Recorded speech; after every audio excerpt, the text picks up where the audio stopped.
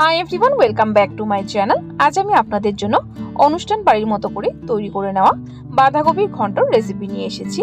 একদম নিরামিষভাবে তৈরি করব, কোনো রকম পেঁয়াজ রসুন কিছু ইউজ করব না। যে কোনো পূজা পার্বণেও আপনারা এভাবে তৈরি করতে পারেন। একটা স্পেশাল ভাজা মশলাতে তৈরি করব এই বাঁধাকপি ঘন্ট। এটা কিন্তু দুর্দান্ত হয় এই রেসিপিটি। তো কিভাবে তৈরি করা হয় চলুন দেখে নেওয়া যাক আমার আজকের এই ভিডিওটিতে। বাঁধাকপির ঘন্টটা রান্না করার আগে ভাজা মশলাটা তৈরি করে নেব।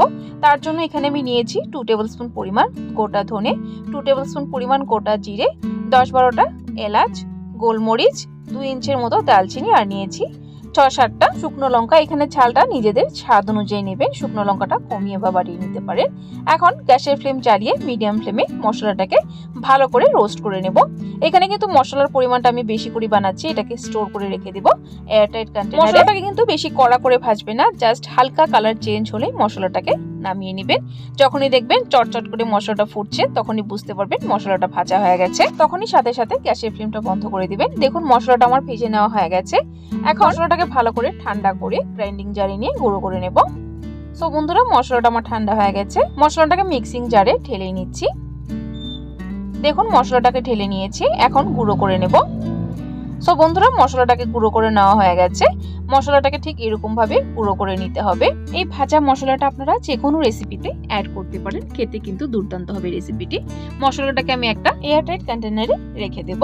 সো বন্ধুরা, ভাজা মশলা তৈরি হয়ে গেছে। তো চলুন এখন রান্নাটা শুরু করা যাক। বাঁধাকপির ঘন্ট রান্না করার জন্য বাঁধাকপিগুলোকে আমি আগের থেকে ধুয়ে কেটে রেখেছি।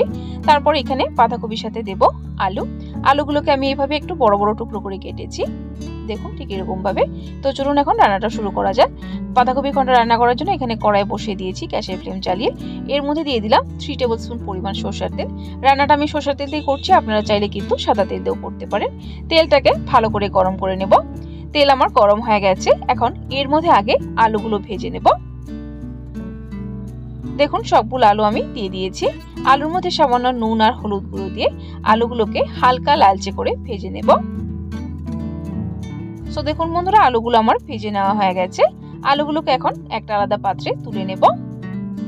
তারপর এই সেম তেলের মধ্যে দিয়ে দিব একটা তেজপাতা চিড়ে, আর দিয়ে দিব 1 টিস্পুন পরিমাণ ফোড়নে গোটা জিরে। তারপর দিয়ে দিব 1 টেবিলস্পুন পরিমাণের মতো আদা কুড়িয়ে। আপনারা চাইলে আদার পেস্টও ইউজ করতে পারেন। এখন আদার ফোড়নটাকে একটু সময় ভেজে নেব, 10 থেকে 15 সেকেন্ড সময় নিয়ে। এর মধ্যে আমি অ্যাড করে দিলাম একসাথে কাঁচা লঙ্কা দুটো, এইভাবে মাঝখানে দুফালা করে। সো দেখুন বন্ধুরা, আদার কাঁচা লঙ্কাটা আমার ভেজে নেওয়া হয়ে গেছে। এখন এর মধ্যে অ্যাড করে দিব কেটে রাখা বাঁধাকপিগুলো। দেখুন বাঁধাকপিগুলো দিয়ে দিয়েছি। এখন এর মধ্যে সামান্য পরিমাণ নুন দিয়ে বাঁধাকপিটাকে একটু সেদ্ধ করে নেব। নুনটাকে দিয়ে ভালো করে নেড়ে চেড়ে নিয়েছি বাঁধাকপিটাকে। সো দেখুন বন্ধুরা, ভালো করে নেড়ে চেড়ে মিক্স করে নিয়েছি নুনের সাথে।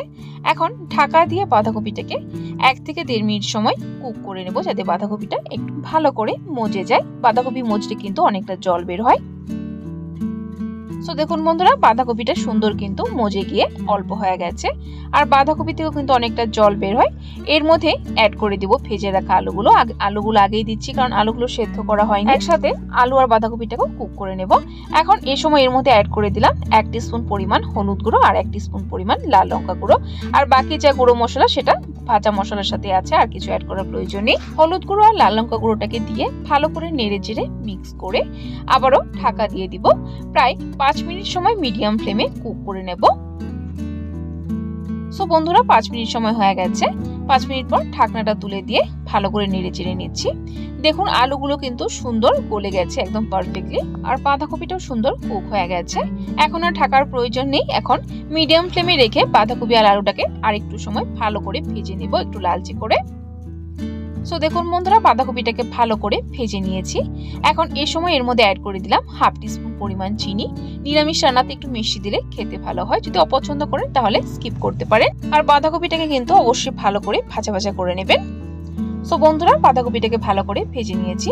এখন এর মধ্যে অ্যাড করে দিলাম তৈরি করে রাখা ভাজা মশলাটা, প্রায় 1 টিস্পুন পরিমাণ ভরে ভাজা মশলাটাকে দিয়ে ভালো করে নেড়ে চেড়ে মিক্স করে নিয়েছি। এখন লাস্ট এর মধ্যে অ্যাড করে দিলাম 1 টিস্পুন পরিমাণ ঘিটাকে দিয়ে আবারও ভালো করে নেড়ে চেড়ে নিব। বাঁধাকপি ঘন্টতে কিন্তু ঘিটা অবশ্যই দিবেন, ঘিতে কিন্তু বাঁধাকপির টেস্ট দ্বিগুণ বেড়ে যায়। সো বন্ধুরা, বাঁধাকপি ঘন্ট আমার তৈরি হয়ে গেছে। এখন একটু সময়ের জন্য স্ট্যান্ডিং টাইমে রেখে তারপর সার্ভ করে নেব। এই বাঁধাকপির ঘন্ট কিন্তু ভাত, রুটি, পরোটা সবকিছুর সাথে খেতে দুর্দান্ত হয়। অবশ্যই একবার নিরামিষ দিনে এইভাবে ট্রাই করতে পারেন। তো বন্ধুরা, আমার আজকের এই রেসিপিটি আপনাদের কাছে কেমন লাগলো অবশ্যই কমেন্ট করে কমেন্ট বক্সে জানাবেন। যদি রেসিপিটি ভালো লেগে থাকে তাহলে কিন্তু একটা লাইক দিতে ভুলবেন না। আরও এরকম নিরামিষ রেসিপির আপডেট পাওয়ার জন্য আমার চ্যানেলটাকে সাবস্ক্রাইব করে দিবেন। সাবস্ক্রাইব করে পাশে থাকা বেল আইকনটা ক্লিক করে অল করে দিবেন, তাহলে আমার চ্যানেলে যখনই কোনো নতুন রেসিপি আসবে নোটিফিকেশন আপনাদের কাছে পৌঁছে যাবে। ভিডিওটি সম্পূর্ণ দেখার জন্য অসংখ্য ধন্যবাদ। ভালো থাকবেন, সুস্থ থাকবেন।